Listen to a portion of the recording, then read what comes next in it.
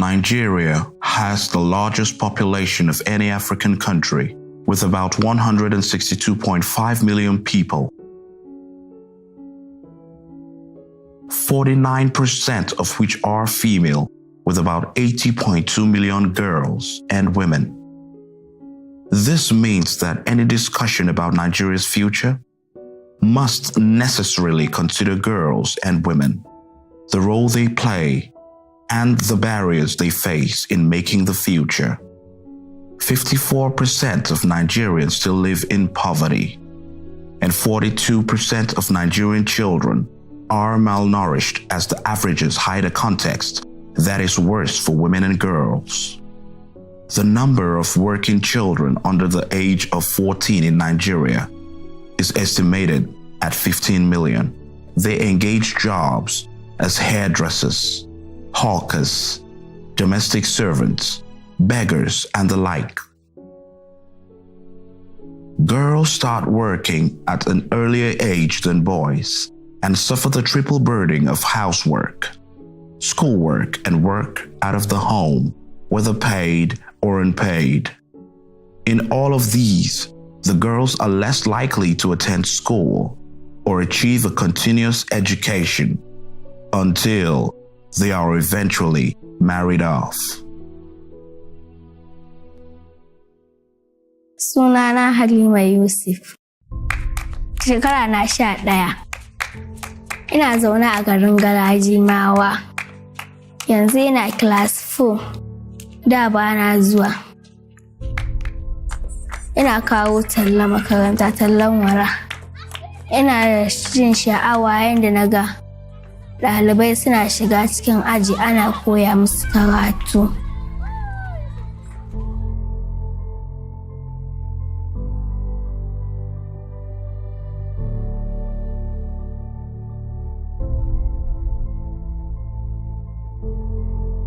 Wata rana malama ta kira ni, ta ce min me yasa ba na zuwa makaranta. Na ce ba a sa ni ba. Ta ce ya riƙa zuwa. Na ce ba ni da kaya. Ta ce ya riƙa zuwa za ta yi mun. Ina class 1 exam na farko. Iyayena suka ce a talla.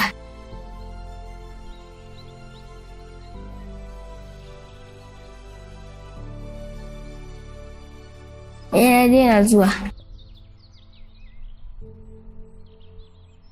Wasu mata suka je gidanmu da anti, suka yi magana da iyayena. Da ƙyar dai suka samu aka bar ni ina zuwa makaranta. Gaskiya ba mu jin daɗi kamar yadda za ka ga yara ainan da talla. Ba ya da daɗi. To amma gaskiya iyaye su daure. Su daina yawa ɗora ma 'ya'ya tallace ba ya da amfani. A nan ma wani buntaunan za a je a walakanta maka yaro a ɓata mishi rayuwa ba ya da amfani. In na gama makaranta ina so in zama dakto.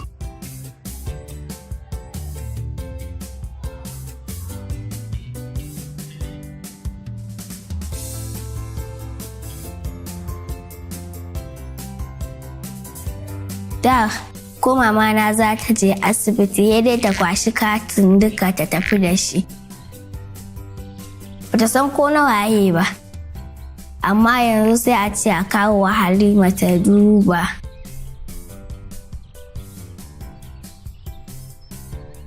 Kuma koda ina tafiya ne na ga rubutu haka a wani waje zan iya tsayawa in karanta. A gaskiya na zama abun kwatance a garinmu. Zuwan wata ƙungiya SBMC ita ma ta ƙara taimakawa wajen ba da haɗin kan iyayen yara na su bar yaransu su ci gaba da karatu. Gaskiya wannan abu ya taimaka sosai tunda har sun ɗauki wasu a nan garin wanda za su rinƙa bi gida-gida suna ƙara wayar ma iyaye da hankali. Kuma na gode wa malama anti da ta ce da ta sa na koma makaranta, kuma na ji daɗi.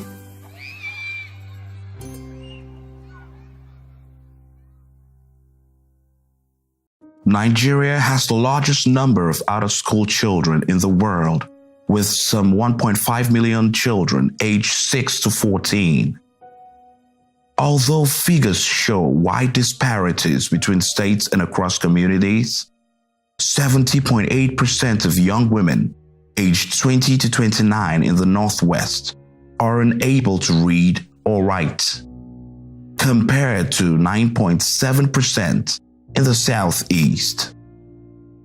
And several reasons explain this: poverty, early marriage, early childbirth, shortage of female teachers and role models, poor quality of education, and many others.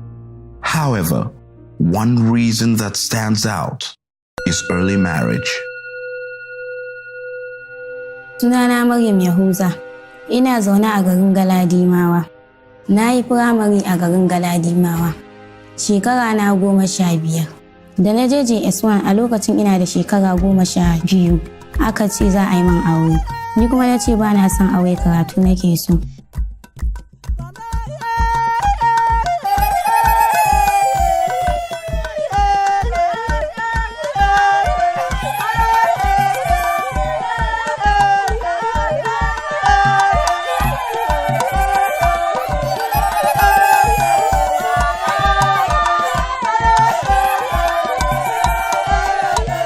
Shine nan mijina ya ce shi dai bai yadda ba, shi dai aure kawai a yi auren.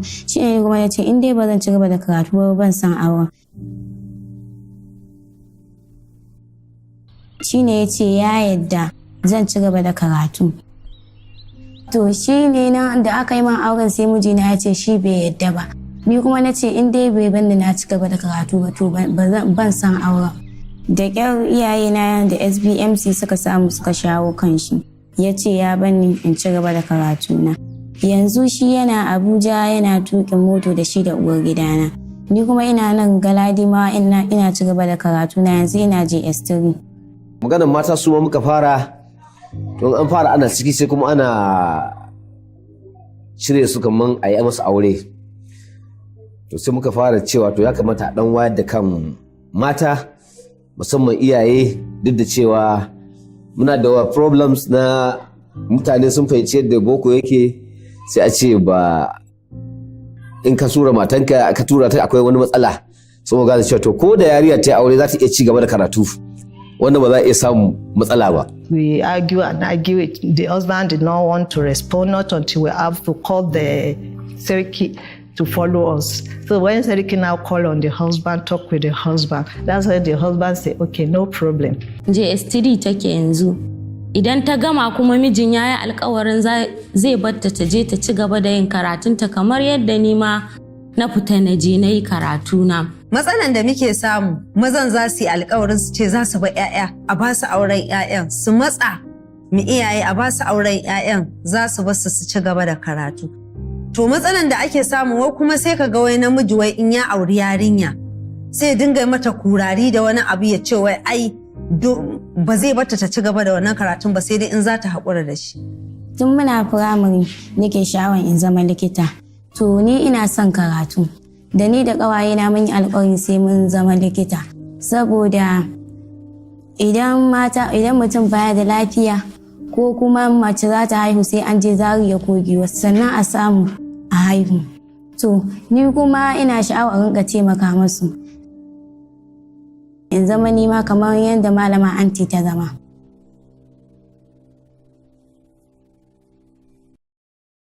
In Nigeria, 43% of girls are married off before their 18th birthday. 17% are married before they turn 15. The prevalence of child marriage varies across Nigeria, with figures as high as 76% in the north and as low as 10% in the south. Data reveals only a 9% decline in the prevalence of child marriage since 2003. This means that concerted action is needed to prevent thousands of girls from early marriages. Poverty, poor educational attainment, and strong social and religious traditions are the drivers of child marriage in Nigeria.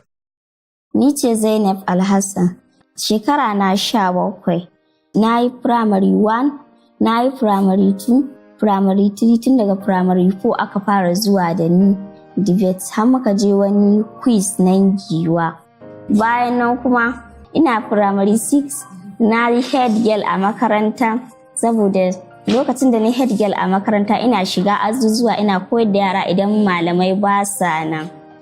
Ni saboda abin da yasa nake wannan yana bani sha'awa in ga na shiga class ina koyarwa, saboda ina sha'awa in zama malamin makaranta ne tun a lokacin.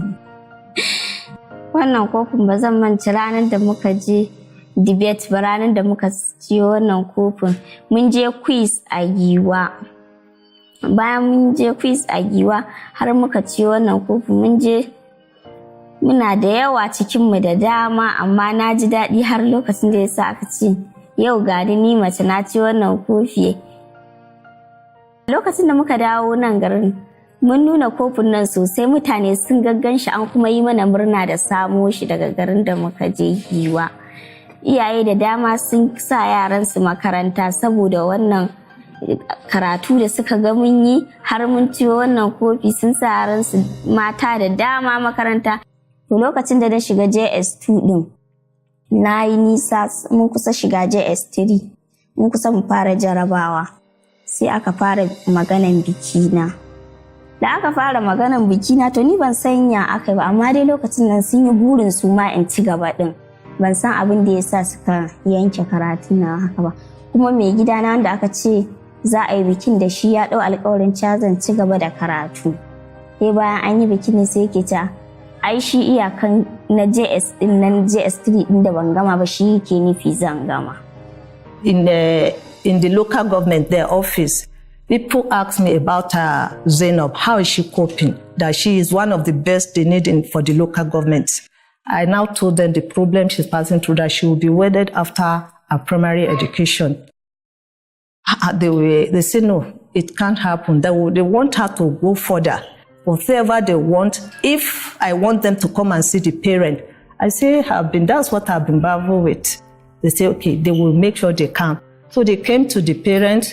Yet the parents said the same thing, that the problem is in the husband. They don't know yet. Maybe if they marry, something like that. In samu Allah taimaka in ci gaba har in je FC in dan samu in karanta in zamanto in ce ni ma gashi yau na zama malamin, dan ina sha'awar in rika koyarwa ni ma.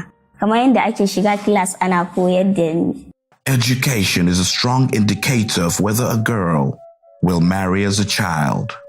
Statistics reveal that 82% of women aged 20 to 24 with no education were married by the age of 18, as opposed to 13% of women who finished their secondary education at the least. As concerted efforts attempt to influence the Nigerian constitution establishing a minimum age of marriage, more states need to adopt and implement the Child Rights Act of 2003, which sets the age of marriage at 18 years old. This will allow girls to complete their secondary education at the minimum. Increased advocacy for quality education for adolescent girls is important, as education remains the strongest alternative to early marriage of girls. Exposing girls to quality education empowers them to improve their life chances, actively engage the development sectors of society, and better manage their homes when they eventually get married and start their families. Lokacin da ne aure ranar bikina kuka ne ta yi, saboda ba ni da wani buri a rayuwa na lokacin ina gida shine in zama nurse. Abin da nake sha'awa kenan, in naga mutane da fararen kayan ne na ban sha'awa. To kafin bikina an yi alkawari da iyayena da iya mijina cewa zan ci gaba da karatu. To ranar bikina sai na dinga wani tunanin kai anya ko karatun nan zai yiwu, sai kawai na dinga kuka. Ina tunanin shikenan ni tunda na yi aure shikenan ba batun aure. To amma da mai gidan ya zo an gwaya suka zo yake cewa to me ne kuka da sauransu, ba ya riga ya ma alkawari ba. To duk da haka nan dai abin da na so yi ba shi na yi ba, ya canza min. Amma duk da haka nan na yi karatun tunda na haihu da sati 2 na samu admission a ABU. kuma duk da haihuwan nan bai hana ni na je na yi karatu na ba. Yanzu haka bayan na gama diploma din na zo na yi NCE, na zo na yi diploma a computer, na yi degree na on education, gashi yanzu na samu masters, na sake samun admission, zan ci gaba da karatu. So ina son ku sani karatu aure bai hana ilimi. Ko da mutum ya yi aure, a bar iyaye, a bar yara mata su ci gaba da karatu, saboda mata su ne iyayen al'umma. Saboda na yi ilimi, na san zaƙin ilimi, shi yasa na tsaya na ga cewa yara na sun yi karatu. Yara na farkon duka mata ne, amma dukansu na basu sun yi karatu. Da taimakon Allah ko mijina ya bani haɗin kai, duka sun yi karatu. Muna ba iyaye shawara akan su ba da himma akan mai da hankali akan ilimin ya mace.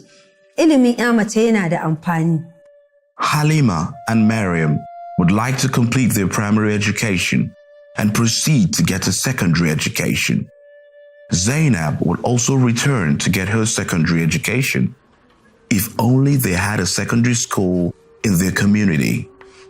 The government needs to establish secondary schools in rural communities across the country. It's fight of poverty. It's fight of marriage. Take the girls back to schools. Take the girls back to school. Take the girls back to school. Take the girls back to school. Take the girls back to school.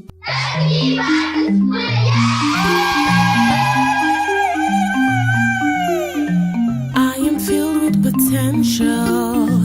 Give me